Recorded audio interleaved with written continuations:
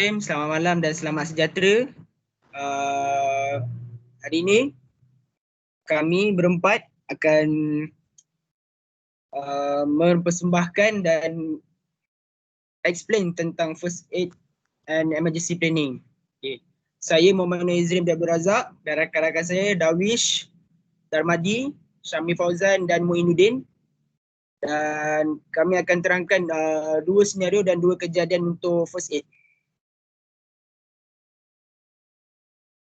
Okay, saya akan menerangkan bahagian di hadapan introduction of first aid. First aid is the intimate assistance given to any person suffering from either minor or serious illness or injury. Next, it includes initial intervention in a serious condition prior to professional medical help being available, such as performing cardiopulmonary resuscitation. Yes, sorry kalau ada macam sasu sikit, maaf. First aid is generally performed by someone with basic medical training. Sekiranya anda ada pergi ke kursus dan ke mana-mana kelas yang untuk keselamatan dan juga menyelamat, itulah anda mempunyai basic medical training dan anda boleh menyelamatkan nyawa-nyawa. Okay, kemudian mental health first aid is extension of the concept of first aid to cover mental health, while psychological first aid is used as early treatment of people who are at risk for development PTSD. Masya Allah. Biasalah kita episode ni ada masalah sikit. Okay, kita pergi ke senario pertama. Okay, senario pertama ni kami dapat satu gambar, itu seorang lelaki berbaring di gurun di kawasan-kawasan gunung, bukit-bukit gurun yang dengan cuaca yang panas. So kami classifiedkan itu sebagai satu masalah dia adalah high altitude illness, dia di kawasan tinggi dengan haba yang sangat panas. Okay.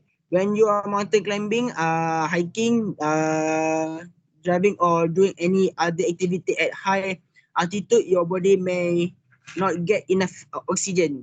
Okay, itu apa yang kami dapat, kami cuba untuk selesaikan masalah. Dan senario pertama ni kami membuat dengan kerjasama, dapatkan macam mana nak handle dan explain untuk handle-nya. The lack of oxygen can cause altitude sickness. Altitude sickness generally occurs at altitude of 8,000 feet and above. Sekiranya anda berada di kawasan yang sangat tinggi, contohnya anda seorang yang pendaki gunung yang tegar lah. Kalau setiap kali cuti ke apa ada masa lapang, memang akan mendaki gunung dan tidak kira cuaca sejuk atau panas. Tapi apa yang lagi kita dapat adalah bila mendaki di kawasan gunung tinggi dan haba yang panas. Okay, people who are accustomed to this height are most vulnerable. Okay, maaf kalau satu lagi sekali lagi. Altitude sini is impossible to predict. Anyone at high elevation can get it. Okay, dan penerangan handle dan preventionnya akan diterangkan oleh rakan saya seterusnya. Hi, I'm Muin, and I will present to you guys about the sign and symptom for the altitude sickness. There are 7 signs and symptoms for it. The number 1 is fatigue. Fatigue dia macam nampak penat. The second one is insomnia. Insomnia ialah lupa. Yang ketiga ialah headache. Headache, sakit kepala macam kita tahu. Nombor 4, nausea, mual-mual. Nombor 5, vomiting, muntah-muntah. Dan nombor 6, rapid heart rate. Itu degupan jantung meningkat. Dan last sekali, shortness of breath, tak cukup nafas. And the next one, I will present about the prevention. These are the steps how to prevent from altitude sickness. Never go to a higher altitude to sleep if you are experiencing symptoms. Kat sini dia cakap kalau ada attitude sickness, janganlah pergi tempat tinggi-tinggi tu untuk tidur kalau ada simptom dia. The second one is staying well hydrated can decrease your risk for developing attitude sickness. Step yang kedua, dia kata kat sini, minum air banyak-banyak untuk menghindari daripada attitude sickness. The third one is discern if symptoms get worse while you are at rest. And the last one is minimize or avoid alcohol and caffeine as both can contribute to dehydration. Siapa yang suka mabuk tu janganlah mabuk time naik bukit. And the last one I will present is about first aid management. The first one, it would seem that the pioneer is experiencing high ailment. Second one, wear glove in the event that you should interact with natural liquid. Have the casualty to a lower rise. He will probably be insecure and will require uphold strolling down the mountain. You may need to convey him or construct a cord with locks and a t-shirt if vital. Kat sini dia kata nombor 2 ni pakai sarung tangan macam PPE lah. Tak nak bagi orang tu tidak apa-apa. And the third one is give the casualty little taste of water.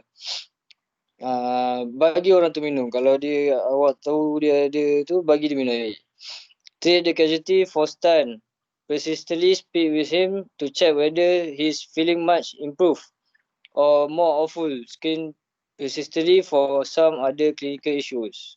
Dalam masa yang sama, tengoklah takut-takut dia ada sakit yang lain selain attitude sickness. Nombor 5, the side effects of elevation disorder generally die down without further ado once you arrive at a lower height. In the event that the pioneer keeps on indication inclination sick, call 911 and hand type for paramedics. Thank you. Okay, thank you Muinuddin. Seterusnya saya akan meneruskan dengan senario kedua. Kita semua tahu Madam bagi senario 2 ada gambar ladder, ada tangga, orang jatuh. So di sini saya akan memberi sedikit statistik yang kami dapat daripada assignment tersebut. Ladder, more than 500,000 people receive emergency room treatment from ladder-related injuries. Every year, more than 300 of these falls end up being fatal. OSHA believe 100% of all ladder accidents could be prevented if proper attention to equipment and climber training were provided. According to the Bureau of Labor Statistics, 50% of all ladder-related accidents were due to individual carrying item as they climb. Okay, ini semua statistik yang kami sendiri dapat. OSHA sendiri sudah mengatakan kebanyakan aksiden daripada kejatuhan tangga merupakan kecuaian diri sendiri. Naik tangga sambil memegang barang, tidak mempunyai training yang cukup. Okay, boleh ke slide seterusnya. Sign and symptom, kita berbalik kepada senario yang diberi. Sign and symptom yang diberi, kita dapat lihat di sini obvious pain and his arm is clearly broken with a piece of bone protruding from the skin. Okay, kita dah jatuh tangga, mesti akan mengalami patah-patah sebab tangga kita perlu menaiki ke aras-aras yang tertentu. Maksudnya kita akan jauh daripada permukaan tanah. So, untuk mendapatkan broken bone dan sebagainya, merupakan itulah sign and symptom dia. Dah tak ada lain dah. Kalau jatuh, mestilah patah, berdarah dan sebagainya. Okay. Prevention. Macam mana kita nak mengelak daripada jatuh daripada tangga? Adakah jatuh daripada tangga berpunca daripada diri sendiri ataupun tangga itu sendiri? So kita kena tahu punca dia dan kita boleh mengelakkan daripada itu. So di sini saya akan menerangkan dia punya prevention. Inspect thoroughly for missing or damaged component or loose fastener. Make sure all working parts are in good working order. Lubricate if necessary. Inspect thoroughly for missing or damaged component. Kita check tangga kita elok tak elok, ada skru, tangga tu sendiri ketat atau tidak, dia punya untuk naik tangga tu. Never use a damaged ladder and never make temporary repair. Kita nak naik tangga memerlukan tangga yang kuat. Tak boleh repair tangga itu dengan semudah itu. Maksudnya kita tak boleh repair tangga itu macam untuk gitu sahaja, tak boleh. Kita kena repair dia bagi betul-betul fix, tak boleh temporary. Clean ladder for all foreign material, macam ada pasir, ada lumpur, kita kena clear dulu bagi kita nak naik tangga tu smooth je, tak ada halangan, tak ada macam terpijak macam tanah kan, nanti macam mengganggu kita nak naik tangga tersebut untuk buat kerja. Safely dispose of or destroy ladder if damaged, worn or exposed to fire or chemical. Tangga itu dah rosak, kalau tak boleh repair, buang, beli baru. Okay. Use help in setting up ladder if possible. Do not place on unstable, loose or slippery surface or in front of unlocked door. Ladder are not intended to be used on scaffold. Okay. Kita nak menggunakan tangga, kita mendaki. Kita kena pastikan permukaan itu tiada cacat cela, tak licin, tak ada tanah, tak ada macam permukaan itu rata, flat. Kita nak letak tangga, kena tempat yang macam tu. Tak boleh macam sendiri cakap tak boleh letak di scaffold. Scaffold sudah tinggi. Kita dah, scaffold tu macam kita ingin membina bangunan menggunakan scaffold. Tak boleh letak tangga sebab dia dah melebihi had tinggi. So tak sesuai. Jadi untuk menggunakan tangga memerlukan tempat yang mendatar. Tiada macam pasir ke, macam saya cakap tadi, tiada tanah, tiada permukaan yang terumbang-umbang kan. Okay. Position ladder against upper support surface at a 75 degree angle with the ground, making sure it does not lean to the side. Erect ladder approximately 3 feet beyond upper support point. Okay. Itu sahaja daripada saya. Thank you. Okay, untuk yang seterusnya saya Syahmi Fauzan. Terima kasih kepada Darwish Darmadi yang sebentar tadi bawa menerangkan kita tentang prevention dan untuk senario tu. Okay, ni untuk first aid management untuk senario tu. Macam mana kita nak betulkan dia balik setelah dia terjatuh semua kan. Okay, it appears that the man has fallen from the ladder. Make sure it's safe to approach. Is there anyone else on the ladder? Is there a ladder in a stable position? Are there any obstacle on the ground or above, such as electric wires or tree limb? Identify yourself as being trained in first aid and offer assistance. Alright, untuk yang nombor 2 ni, have one friend call 911 and stay untuk Malaysia bukan 911 lah, untuk Malaysia 999 betul. And stay on the phone with the operator until help arrive. When paramedic arrive, have someone direct them to the scene and be prepared to communicate what happened. Okay, untuk senario 2 ni dan point nombor 2 ni, dia menerangkan yang kita perlu ada seorang kawan untuk telefon 999 ataupun pertolongan seperti ambulans dan sebagainya. Dan kita kena ada seseorang yang menunggu ambulans tu sampai dan kita kena terangkan bagaimana kejadian tersebut berlaku. Okay, untuk yang nombor 3, wear glove and Google if you have them. Provide urgent treatment for the victim by controlling the bleeding with a sterilized gauze around the wound. Lepas tu, do not use pressure on the bone itself but do your best to control the bleeding.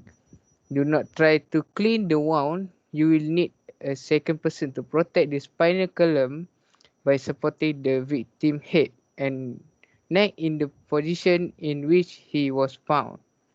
Okay, for the number 4, treat the victim for shock but don't move his leg because of a possible spinal injury. Keep him calm. Okay, untuk yang nombor 4 ni pula, jangan bagi orang tu terkejut and jangan gerakkan kaki dia terlalu banyak kerana mungkin dia ada spinal injury, dan buat dia tenang. Okay, untuk yang terakhir ni, thoroughly examine the victim to make sure there are no hidden injury. Maksudnya check yang jatuh tadi sama ada dia ada injury yang lain, seperti macam kalau terjatuh mungkin kita akan ada kepala terhantuk ke lantai ke kan.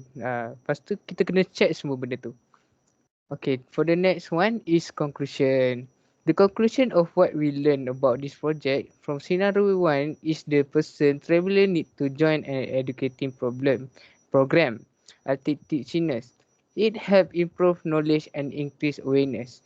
The benefit is decrease the mobility and morbidity. For the scenario 2 is ladder fall cause many injury. Mostly is misstep. To prevent for traumatic brain injury is wearing safety helmet and glove with strong grip. Okay, untuk conclusion ni dia dah bagi tahu kan. Untuk scenario 1 kita kena pergi ke macam tempat yang ajar kita mendaki lah, sebab di mana-mana saja kalau kita buat tak berilmu tak mungkin berjaya, betul tak? Jadi untuk yang second scenario ni pula, kita kena hati-hati dalam buat semua benda, semua perkara yang kita kena buat. Contoh macam kita panjat tangga lah. Kalau yang seperti Darius cakap tadi, dia ada misstep, lepas tu dekat bawah tu ada pasir-pasir ke yang tak rata kan. Jadi bila kita tak tengok, jatuh. Lepas tu tahu-tahu patah. Kan dah masalah. Satu masalah untuk kita, satu lagi masalah untuk orang yang jatuh tadi lah. Okay, to prevent for traumatic brain injury is wearing safety helmet and glove with strong grip. Okay, untuk halang daripada semua perkara ni, yang senario tu berlaku ni, kita kenalah pakai safety helmet, mungkin untuk berjaga-jaga sama ada kita terjatuh di atas kepala dulu ke kan. Lepas tu glove with strong grip. Okay, itu sahaja daripada kami. Sekian, terima kasih. Bye. Terima kasih. Thanks for watching. Dan don't forget